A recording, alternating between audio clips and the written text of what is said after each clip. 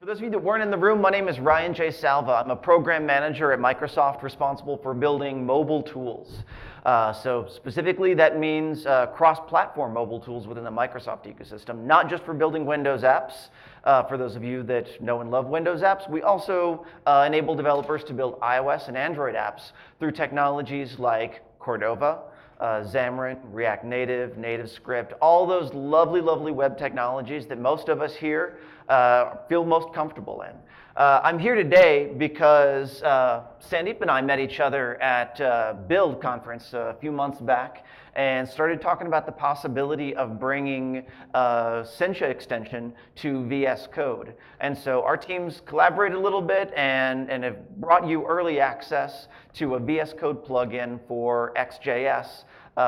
Announced the other day at the keynote, and today we're going to take a little bit of a deep dive into it and also talk a little bit more about how you can take your web development skills to build mobile applications delivered as native packages to iOS, Android, Windows, BlackBerry, and whatever your other third, fourth operating system of choice happens to be.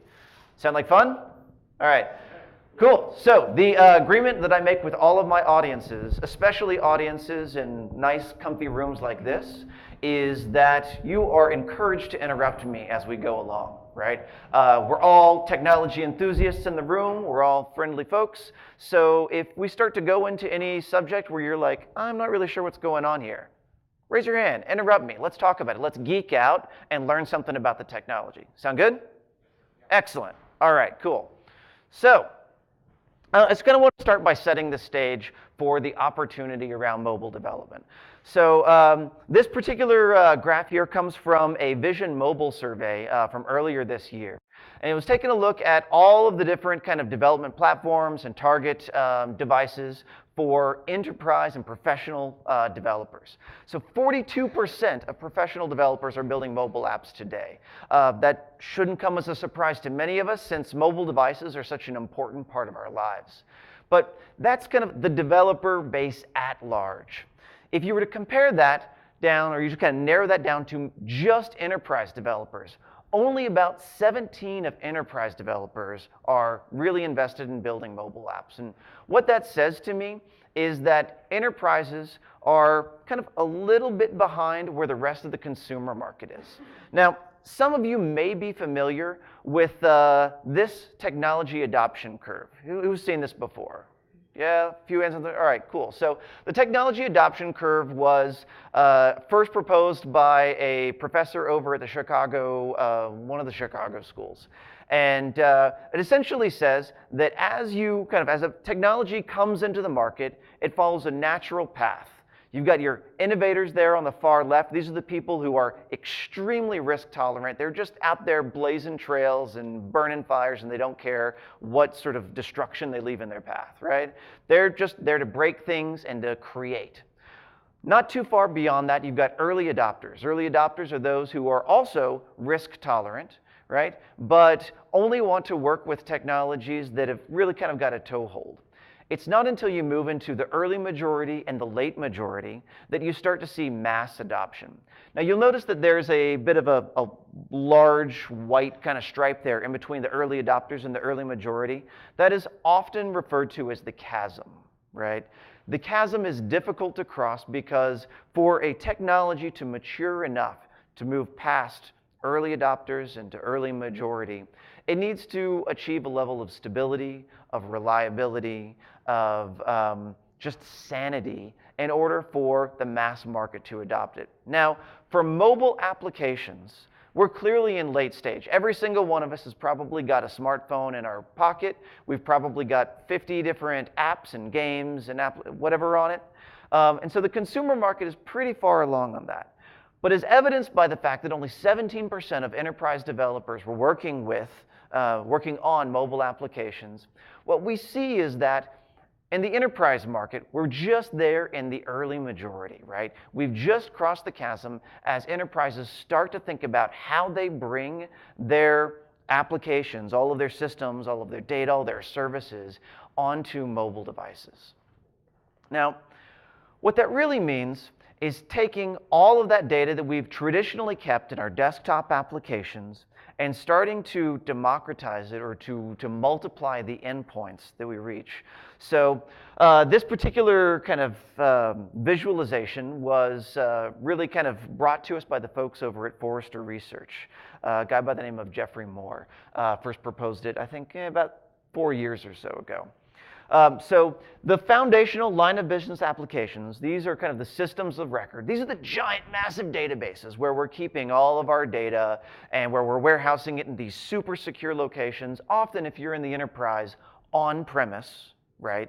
So that you're not exposed to any nasty, scary hackers out there. But the challenge here, the challenge for enterprises is taking those super secure bunkers of data and gradually moving it out to more and more endpoints as we get to the lighter shades there. As it gets out to desktop apps, or it's already there, but maybe it gets out to tablets. Maybe it gets out to mobile devices. Maybe even you start to kind of bubble up some of that data into social networks. And here I don't mean posting it on Facebook, but maybe it goes to your Slack channels. You start to expose some of that data through Slack bots or Yammer bots, or if any of you heard about Microsoft Teams that got released a week or so ago, kind of a Slack compete, right? These social services designed to help enterprises collaborate amongst distributed teams. Getting that data out into those social networks and those kind of distributed collaboration tools can sometimes be a little bit scary. And so figuring out how you control the security of your data, how you kind of create endpoints that aren't thick endpoints with a lot of business logic built into them, but are rather thin clients that allow you to keep all of that IP that's protected in your on-premise systems at home and close to the vest today. So that's the challenge that we're faced with, and that's us as JavaScript developers need to start thinking about how we actually kind of embrace that change, embrace that democratization of information to get it out to those endpoints and still remain relevant, right? If we're moving to a mobile app economy where a lot more of the development is happening for these small little devices in our pocket, how do we as JavaScript developers remain relevant? It's super important because, as you'll see here, that kind of green line up there. So this is from a Stack Overflow survey just earlier this year. According to the Stack Overflow survey, what is this, like 55, 56% of developers are using JavaScript today. JavaScript is the dominant language used in software worldwide, right? There is a lot of skills, there's a lot of expertise, and frankly, there's a lot of time that we've invested in becoming badass JavaScript developers, right? Everyone around the room, badass JavaScript developers, a lot of time to get there, right? So, how do we do that? Well, one of the ways that a lot of developers are having success applying their JavaScript skills to mobile app development is through Cordova. Now, this has been, especially in the enterprise, tremendously successful. What you're looking at here is you're looking at a survey of tools that are being used for mobile app development and specifically cross-platform mobile app development. So these are tools that developers are using to use a shared code base to deliver to iOS, Android, Windows, and so on. Of those, PhoneGap Cordova is twice the active use of its nearest competitor, Xamarin. The blue lines here are using the tool. The green lines here are prioritizing the tool. So if given the choice, they will choose this always above anything else. All right. So clearly Cordova has got some market momentum here, and largely it's because of all those people that we saw on the previous side who are using JavaScript. Cordova allows you to continue doing that, right? So let's, we saw the aggregate data. Who's doing it? Who's using hybrid app development, right? Untapped, a beer app, right? WeChat, that's a hybrid app. Zynga Mob Wars, game, that's a hybrid app. Swerkit, sort of a fitness exercise app, hybrid. Instagram, do you guys know that Instagram's a hybrid app, right? All those photos and all that, those are actually just a web view. That's a web view, right? Feedly, news app. Uber, that map you see there, that's actually web view, right? AT&T's customer support app. Okay, even though I sometimes get frustrated with it, still a hybrid app, right? The Apple app and bookstores, yo, hybrid, right? So yeah, like as a technology, this is working for a lot of businesses. As I was kind of going through the litany of apps there, I saw a question over here. Oh, no, I thought you were asking who's using it. Oh, who's using it? Okay. Well, good. I'm glad you're using it. Good work. All right. So we've established that there's a need. We've established that there's momentum behind the technology. Let's talk a little bit about what the technology is. So Apache Cordova was originally developed by the Nitobi Corporation in 2009 out of Vancouver, Canada. Little bit of kind of trivia here. It got the name Cordova because their offices were on Cordova Street in Vancouver. So those of you that go to Vancouver, go to Cordova Street, you'll see it. In 2011, it was sold to the Adobe Corporation. At that time, it was open sourced, and officially there was a split at that time between the open source project of Cordova and the brand sort of proprietary product that is PhoneGap. So many of you may hear the names Cordova and PhoneGap interchangeably. That's because they largely are interchangeable. They both use the exact same underlying platform and infrastructure. The PhoneGap brand name largely refers to the proprietary build service and customer support that's associated with it that Adobe provides today.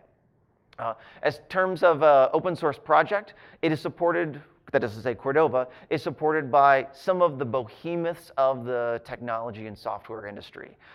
Google, major player, IBM, Microsoft, Adobe, Intel. All of these corporations are investing massive resources to make sure that Cordova is a stable, reliable, enterprise-ready platform. Now, from a technology perspective, what's really happening here is that your JavaScript app is a full-screen web view. That is to say that when you open up an app, everything that you see on your screen is kind of like an embedded browser, right? Hence, the ability to reuse all of your HTML, CSS, and JavaScript skills, right? Because it's an embedded browser, that allows you to use a single shared code base across all of the different deployment targets, iOS, Android, Windows, and on down the line. You can, if you so desire, kind of fork it and have slightly different code paths for iOS, Android, and Windows. But most developers, in order to realize the highest cost savings, end up using the same code across all deployment targets. Now, just because you're inside of a browser, inside of a kind of a web view, that doesn't mean that you lack access to native device capabilities. One of the primary reasons that we as developers choose to deliver our app via Cordova rather than just from a browser, well, one, we want to have offline support. That's pretty important, right? But we also want to have access to native device capabilities, like the camera, the accelerometer, access to the address book, right? Any of those things that you would be able to do with a normal native applications, you still get with Cordova by virtue of these things called plugins. Plugins essentially expose the native device APIs to your web view via a common JavaScript API. Now let's stop and think about what I mean by that, by a common JavaScript API. That means that instead of having to write, 20 lines of code to access the camera on iOS, and then a slightly different set of lines to access the camera on Android, like you would have to do if you were building a separate app for iOS and Android using Swift or Objective-C in Java. Instead, you have a common JavaScript API that exposes and kind of normalizes or abstracts away the differences between the platforms. So you can just say, camera, get picture, and your one line of JavaScript is the equivalent of many lines in the native languages. Does that make sense? Yeah? All right, cool. So just to give you an idea about kind of what kind of representation that gets in the app stores, well, about 6% of consumer apps, near as we can tell, are hybrid apps or Cordova apps, and about 13% of enterprise apps are Cordova apps. It is a little bit difficult to know what the actual penetration is, especially in the enterprise, because so many enterprise apps are delivered via sideloading or private stores rather than through the public app stores. So there's a bit of it's not a dark dark app store. I don't know. Whatever the right word for that is. Yeah. All right. Cool. So let's talk a little bit about the build systems, especially as it relates back to your Sencha Ext JS applications. So this capability is already built into Ext JS, and it works a little bit like this. So you're going to create your app. You guys are already experts at doing that. You know how to build your apps, right? And you're going to do that with your HTML, your CSS, your JavaScript. You're going to maybe borrow a little bit from some of the other tools in the Sencha ecosystem. You'll borrow from Architect and Themer and Stencil and all that good kind of stuff. Now, within that, you are then going to do a Sencha build, right? And we'll show you how this works, like, really at the command line in a few minutes. But you use Sencha command, you'll do a build, and what that's going to do is that's going to output a Cordova project into your workspace, okay? Now, you may have seen this before. If you've added that as one of the possible deployment targets, you'll get a little Cordova subdirectory within your workspace. All right, well, now you've got a Cordova project. That Cordova project is essentially going to farm out to each one of the platform SDKs. It'll farm out to Visual Studio to build a Windows app. It'll farm out to Xcode to build an iOS app. It will farm out to Android Studio in order to build an Android app, right? Cordova's job is essentially to create these native projects and then execute the build so that what you get out of the end is a native application, native Windows app, and since it's a UWP or Universal Windows app, that means it can go to Xbox, it can go to desktop, it can go to a Windows Phone, it can go to any of those places. Technically speaking, you can even create a HoloLens app with the Cordova app. I have not tried to create a Ext JS HoloLens app yet, but I'll let you know how it works out when I do. Or, iOS and Android. Cool. So that makes sense as like a build process, how that works? Yeah? Head nodding? Good. All right. So all of this today is we're gonna kind of use as our development environment in Visual Studio Code. For those of you that have not already used it, it's a code editor. It's a really wicked fast code editor. It's built on Electron, just like many of the Sencha tools are, and it supports just about any language that UTF-8 supports. I mean, it's out there for Go, it's out there for Java, it's out there for C#. And essentially, it's got a massive ecosystem of extensions that are built up around it to optimize for different workflows and different frameworks. And so what we've done and what we've released this week is an optimization specifically for your Ext JS apps. In terms of momentum, Art said this the other day at his keynote, 2 million downloads, and that was as of April of this last year. Confidentially, we're going to announce some new statistics in the next week or so, and let's just say that number is maybe doubled about. I had some hands over here. Yeah. So, as a developer, I use regular Visual Studio or Visual Studio Professional. Yeah. How does Visual Studio Code fit into my workflow? Yeah, great question. So for those of you that couldn't hear it, this gentleman over here is a he's an awesome Visual Studio professional developer. and he's wondering how VS Code fits into his workflow. The answer is that, well, from a Sencha perspective and an Ext JS perspective, there's an extension for Visual Studio Professional as well. So you've got your choice between VS Code or Visual Studio Professional. All of the same functionality with some slight variances can be found in both of them. I personally prefer VS Code for most of my JavaScript development because I find that Visual Studio as an IDE is like the cockpit of a 747, right? There are so many buttons and things to do, and not all of them are immediately relevant to what I'm doing inside of my JavaScript application. And so I use Visual Studio Code as a lightweight text editor that allows me to focus just on my JavaScript workflows.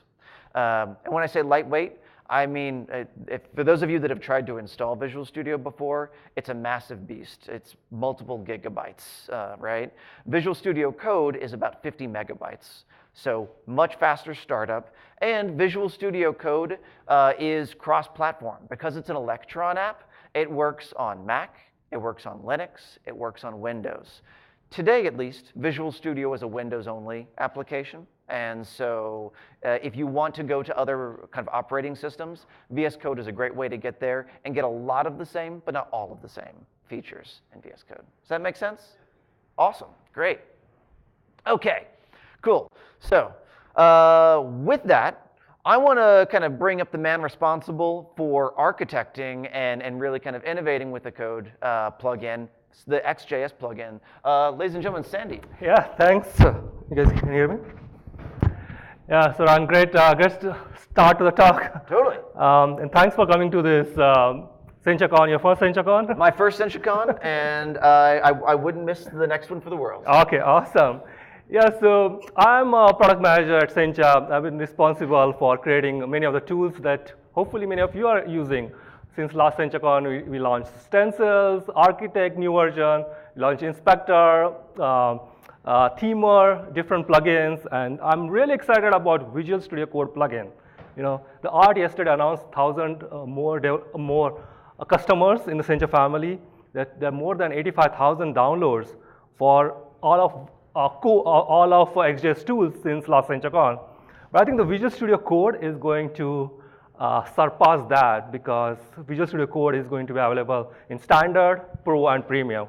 You know, so the Visual Studio Code plugin architecture is going to use the Turn.js. So those who have used Eclipse as well as Visual Studio IDE, they know that there's a process that we offer which is not exposed to the developers, but it uses whatever XJS provides and use that as a language definition server.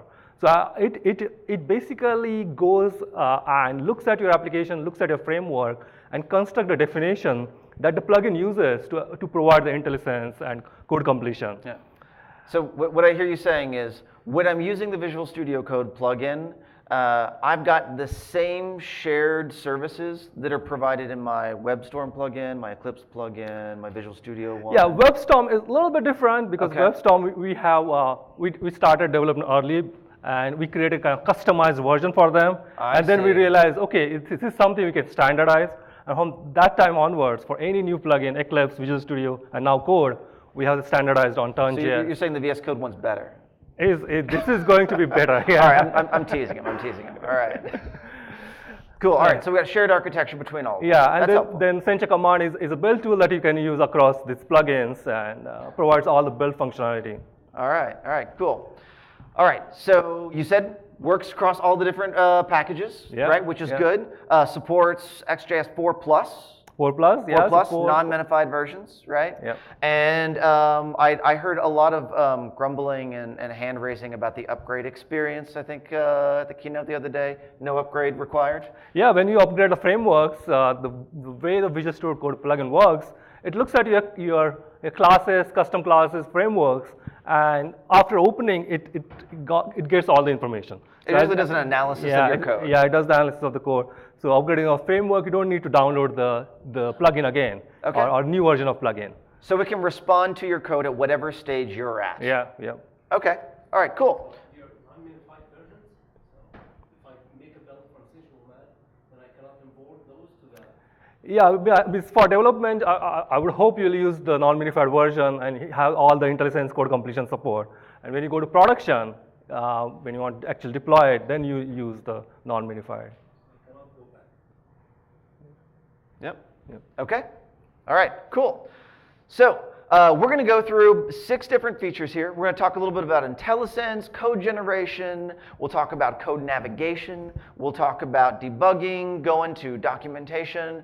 Some of the stuff you saw in the keynote the other day, but even more and even deeper, right?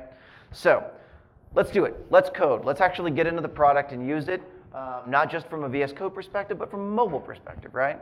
Yeah. So we're going to start where every great project starts, you know, file new, essentially, right? So for most of us, when we begin our Ext JS app, we're probably going to begin using Sencha command, right, to kind of build out your workspace and start to scaffold it up. Now, that's great. It's good that that tool is there, but it would be a little bit nicer if you didn't have to jump between tools and you could just do that from within your editor itself, right? So that's exactly what we're going to do. We've just opened up Visual Studio Code here.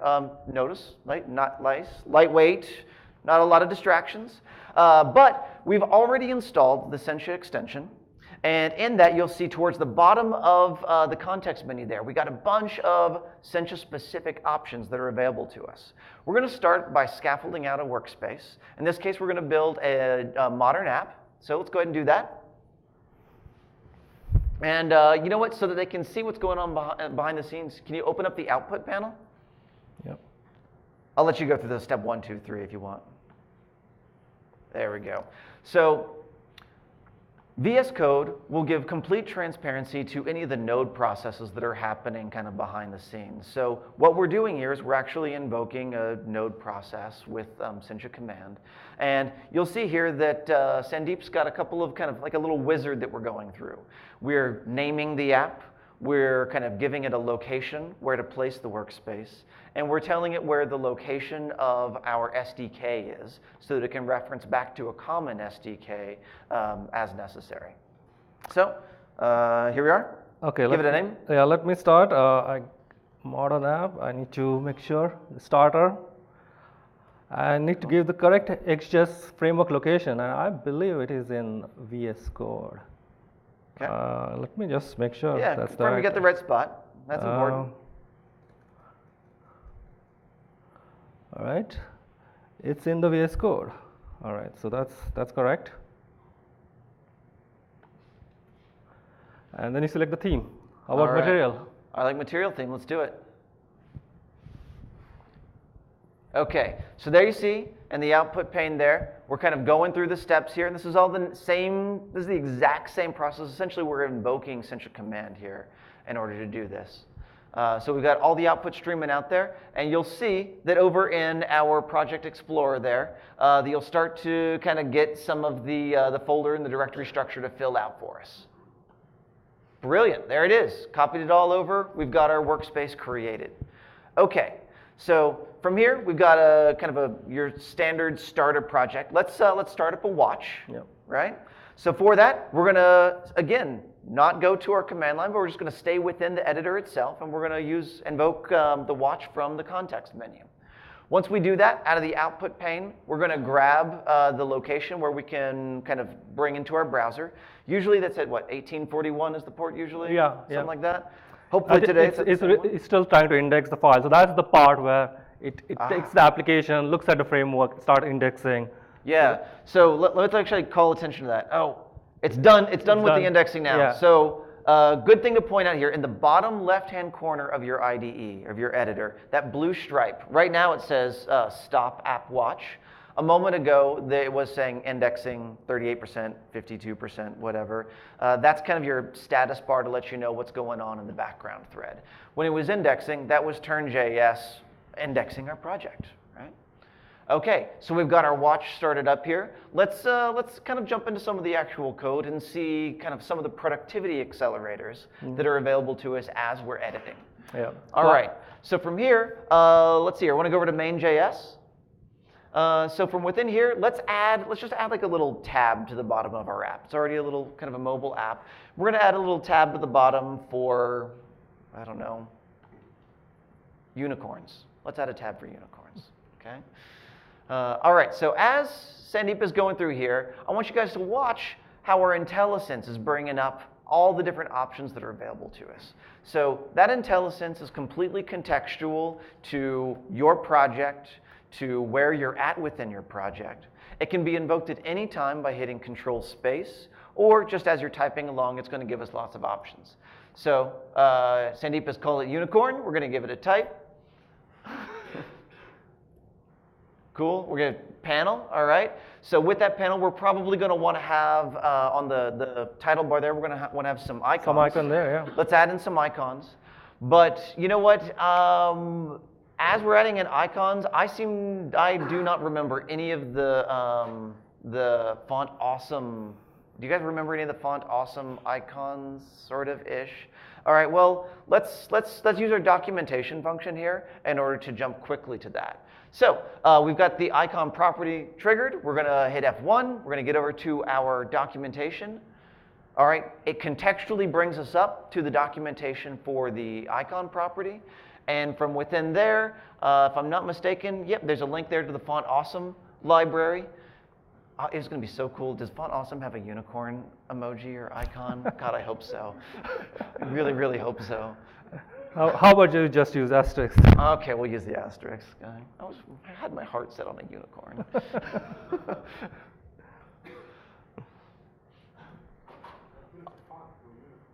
Say what?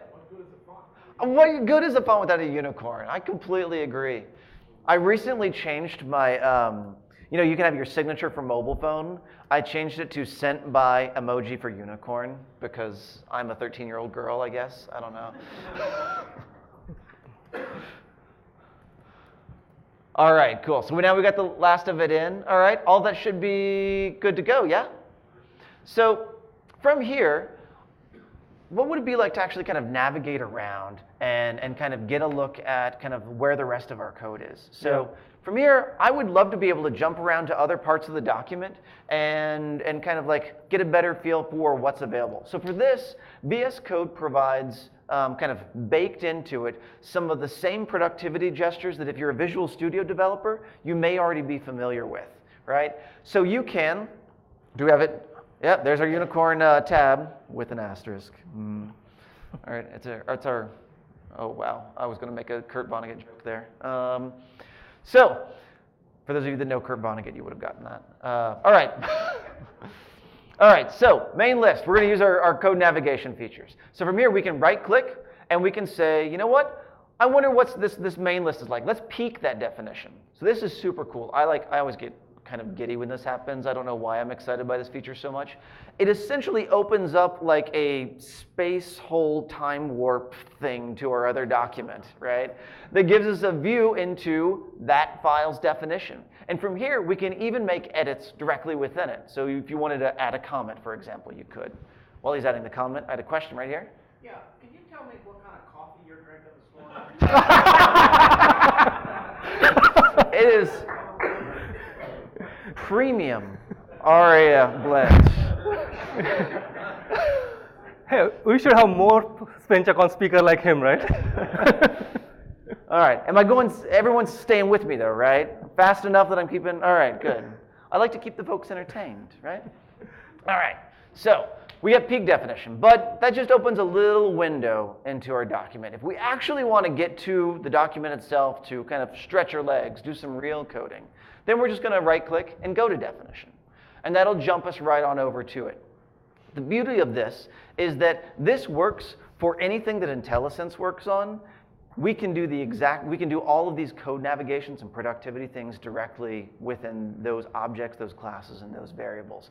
And that allows you, especially in an app where maybe you haven't been the one who's been working on that project. Maybe you haven't worked on it in 3 months. Maybe some other junior developer down the hall who has bad coding habits and has been working on this project, and you don't know how to navigate around their spaghetti code.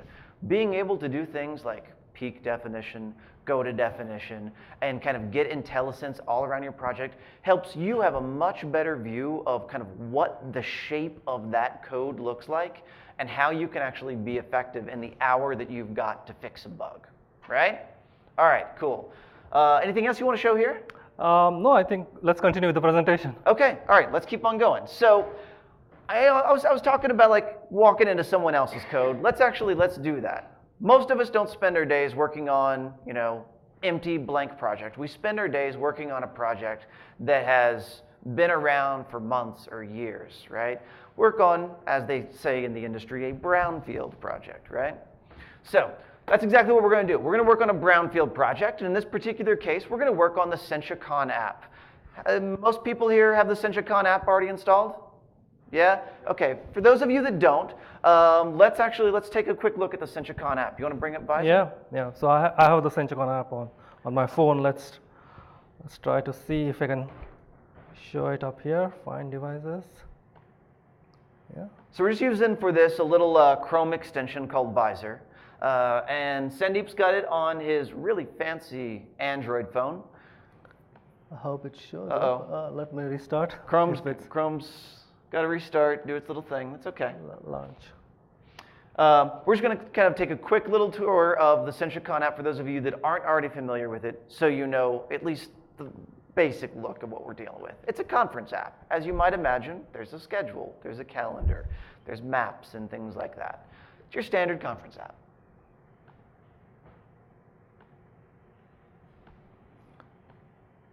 All right, this is not a Sencha product, so I can't Yeah. vouch for it. We can blame Visor on that.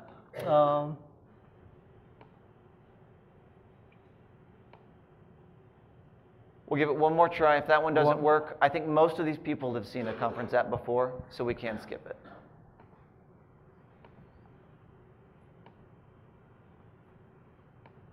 Okay. Okay. All right. I think most people nodded their head when they said they had the app installed, right? So it's a conference app. All right, so let's wander into the code where the real action's happening. I wonder if I can show it through the inspect feature of Chrome. You can try that too.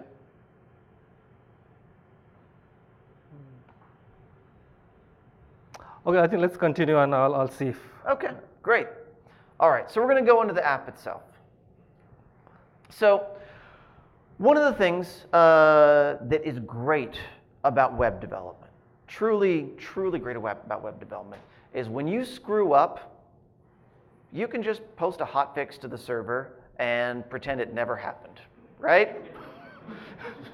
No, not a problem, bug fixed, right? And so your customers, your employees, whoever's using that app doesn't really have to worry about like things going wrong. You are able to respond quickly, and that ultimately improves customer satisfaction. Well, who here has actually deployed a mobile app before? Actually gone out to the App Store and done it? All right, a few of you, not a lot, a few, that's all right, good. So I don't know about you, but my experience when I deployed an app was that, okay, Google Play Store, that was pretty quick. It wasn't too bad. It was like a day or two of work. When I went to the iOS store, good God alive, man. Like 10 days before that sucker gets out there, right? And okay, that's fine the first time that you want to deploy. Maybe your go live date just gets pushed back a little bit. But what if that app gets out there and you've got a bug in it? It's a crashing bug. And you're getting 1-star reviews, right? And that's tanking your business. That's screwing with your income and with your revenue. Or, heck, even if it's an enterprise app and it's being distributed through as a line of business app, right? That means that you've got employees and partners out there who are really frustrated because they can't get their job done. And my bet is that your ass is going to be on the line because of that bug, right? So if you are gated by the App Store, that can be a real kind of blocker or hindrance to your success as an IT department and as a developer. So one of the unique advantages that JavaScript applications like Cordova have over native applications developed via Objective-C, Swift, or Java is that they can be dynamically updated without being gated by the app stores. Yes, your first deployment has to go through all the normal gateways. But after that, because you have got JavaScript that's running, right, that is providing all of the business logic, and in the case of Cordova, also your UI as well, you are exempt from the kind of those gateways. You can update on demand. One of the kind of more popular services that are used for that is a service called Code Push. And it's a completely free service. It happens to be built by my team, but I am kind of not lying when I say that it is one of the most popular ones. Let me explain a little bit how it works. All right, so after you've done that Sencha build, right, then you're going to go to your command line and push an update to the Code Push service, right? And that's done via Code Push release Cordova app name. Oh, I've got authority to advance here. Okay, so once that happens, that package, all of your JavaScript, right? All your JavaScript, HTML, and CSS goes up to the cloud. Once it's up there in the cloud, all the devices that are out there in the world do a little query and say, hey, cloud, what's up? You got an update for me? Cloud says, yeah, bro, I'm good. I got an update for you. Let's do this. So it sends down a zip. There you go. Now it's updated, and you've got that bug fixed, that new feature pushed out, right? Any of the advancements or enhancements that you want to make to your app. Now, I said that this was the real deal, and this is allowed and legit by the Apple Store. This is an actual excerpt from the Apple Developer Agreement wherein it says it. And the key kind of sentence here is about midway through. The only exception to the foregoing is scripts and code downloaded and run by Apple's built-in WebKit framework or JavaScript core. That, ladies and gentlemen, is your permission to dynamically update all of your app, right? That's the permission that you needed in order to use a service like this and gain the agility that you need to make updates at the same cadence that you make updates to your web applications. Used by thousands and thousands of apps already today, so you know it's legit. All right, let's get back to the code. Awesome. So while you're presenting, I just relaunched Chrome, and just to make sure it shows the app. So the app is here, and you can see the menu. So currently the app we added one more. This is the same app that you have, except we are making some changes. So there is a check for updates menu here, and that's the menu we just added so that we can call code push. Yep. All right. Cool. So you know that we got a Sencha app, extra button. All right. So let's get into the code itself. We're going to go back to our project. Actually, this is our first time opening up the Sencha project. Yeah. So we're going to open that Sencha app. All right. Now immediately you're going to see that this is a much larger project. So brownfield project, and to this one we're going to make a change so that we can show code push and work, and so that we can highlight some of the other cool things you can do in VS Code. Now we saw earlier that you can scaffold an entire project by creating a workspace. Now this time around we're going to do, you know, a little something more common, a little more everyday, which is we're going to scaffold out a new class and a new view. So again, we're going to right click and we're going to say create Ext JS class. In this particular case, we're going to create a view. And when we create that view, what do you want to call this guy? Sencha grid. Sencha grid. Oh, hey, we're going to add in one of those fancy grids you guys got. All right, that's cool. All right, so now we've got this grid in there. We've just kind of created the, you know, basic scaffolding for your typical view. Now we're going to make use of another VS Code feature.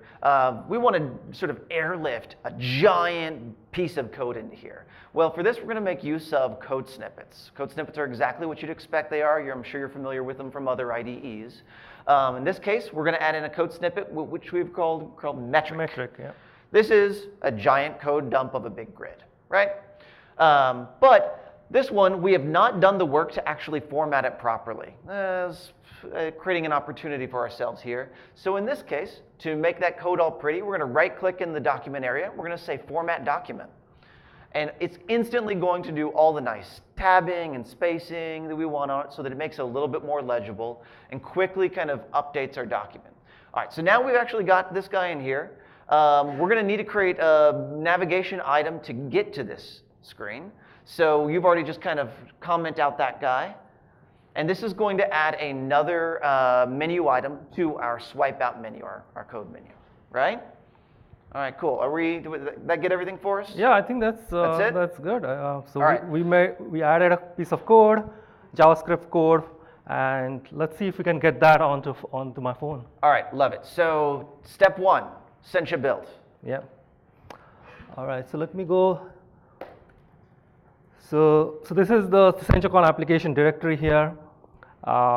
What you need to do is, of course, since we made the change, you want to build the project. And since it's a native project, you want to use Sencha app build native.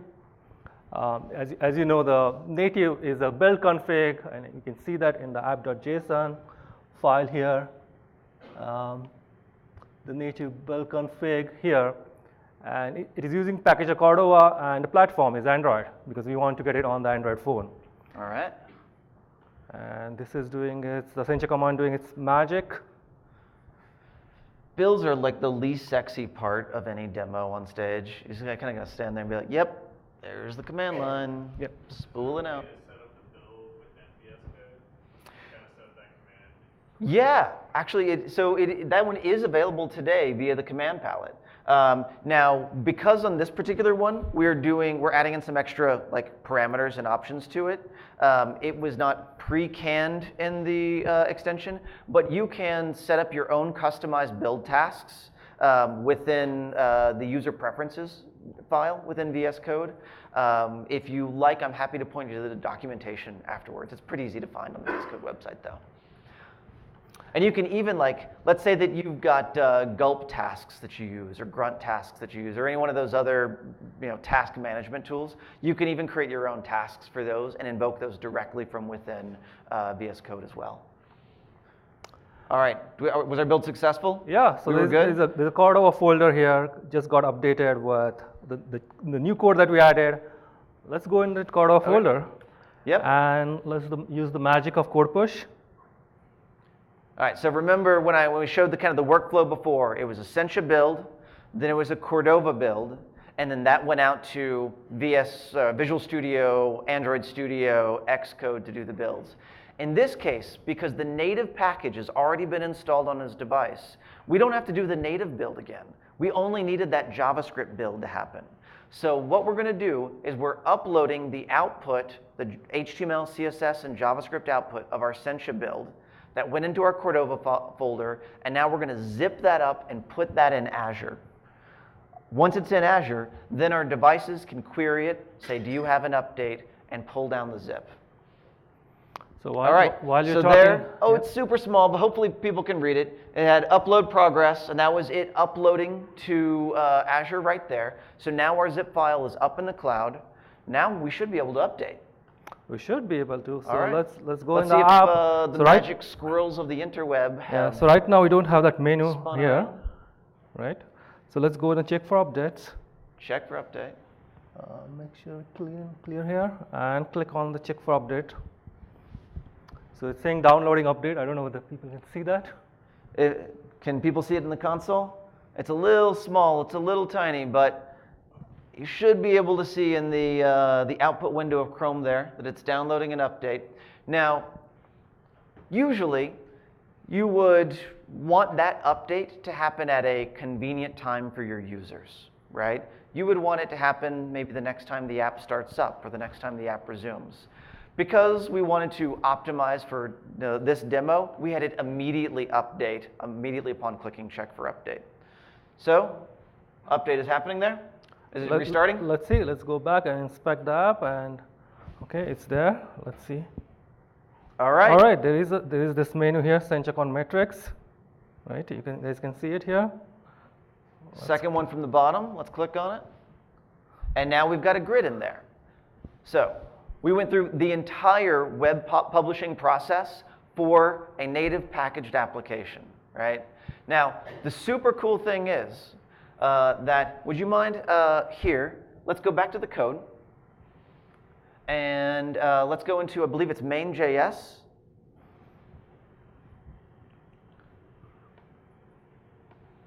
And let's do a search for code push. Is it main.js or is it, was it in app.js? So there's a code push that this was. There's the code push we had. I wanted to point him to the one that's actually already in the app. Let's look. We'll do a universal search. So while he's searching for that, the cool thing is that this SenchaCon app, right, the one that you've all been using for the last 3 days, it has had code push installed on it the whole time. You guys didn't know it, but updates were being delivered.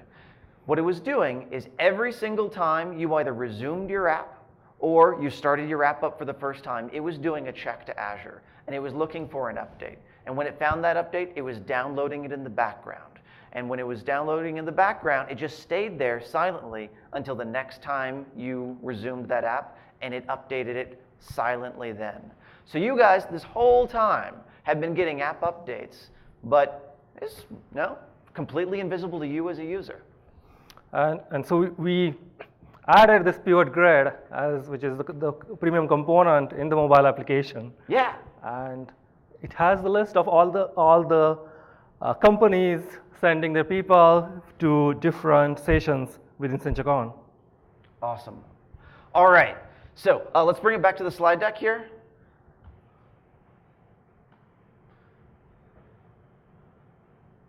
All right. So in the last 50 minutes or so, we saw IntelliSense, we saw code navigation, we saw documentation lookup, we saw code generation, We saw template creation, workspace and template. We saw integration with Sencha Command, debugging, right? All of that is available today via early access. So if you haven't already visited it, there's the link for you to go grab it. I strongly encourage you to do it. It's a super quick download for both VS Code and for the plugin itself. And I love it if you guys would follow Sandeep and I on Twitter, geek out with us, ask questions, help build a community, right? So with that, I think time is up. I would love to talk with you guys some more, have some other questions if you've been saving them to the end. I know I asked you to, we got one over here. Oh, okay. So the question was, how does this kind of jibe with VS Taco? Those of you that aren't familiar with it, Taco is our sort of adorable little acronym for Tools for Apache Cordova. Because again, I'm a 13-year-old girl and love to make ridiculous jokes out of everything. The Tools for Apache Cordova is a suite of products that work with Visual Studio, VS Code, and then there's some command line utilities as well that make Cordova development just better, more productive. So this fits right in kind of the sweet spot with Taco. I think that I view the Sencha extension as being kind of optimized and specific for your Ext JS developer, but Code Push is part of the Taco family. Excuse me.